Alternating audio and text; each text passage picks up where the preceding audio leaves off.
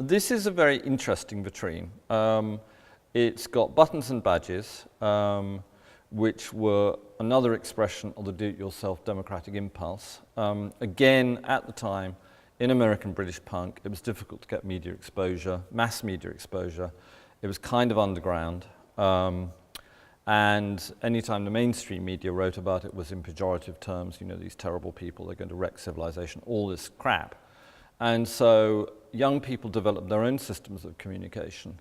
Fanzines obviously forming groups, obviously the music press, the more established music magazines in America and the UK, like Search and Destroy or New York Rocker or Trouser Press, and in the UK, the four music papers, Sounds, Melody Maker, Record Mirror, and New Musical Express.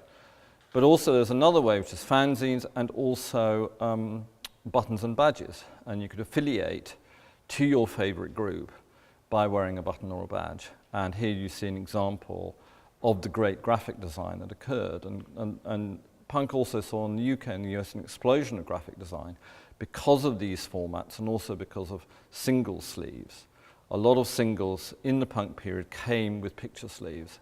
And it was a very good way of getting the idea of your group across. As this is, again, pre-music video for a large part, and pre-money to hire expensive photographers. So single sleeves, badges, they're a great way of broadcasting your message, whatever that was, or just broadcasting yourself.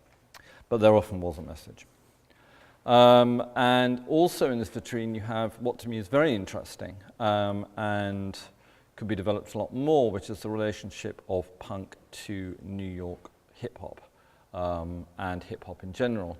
And again, this self-starter, we're going to tell it like it really is, angry, deconstructive approach to making music and to culture.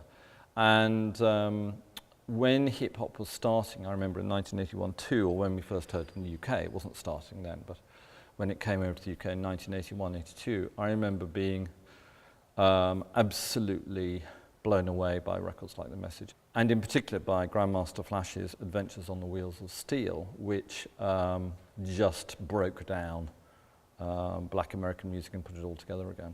It was just incredible, and that's also kind of what punk did. But in a way it was even more advanced than punk was, certainly as far as musical forms. So this is a very interesting vitrine, and again a whole other topic to be discussed. And in fact there was, I can't remember who did it, but there was a single, was it the Cold Fresh Crew? Punk Rock Rap, so there you go.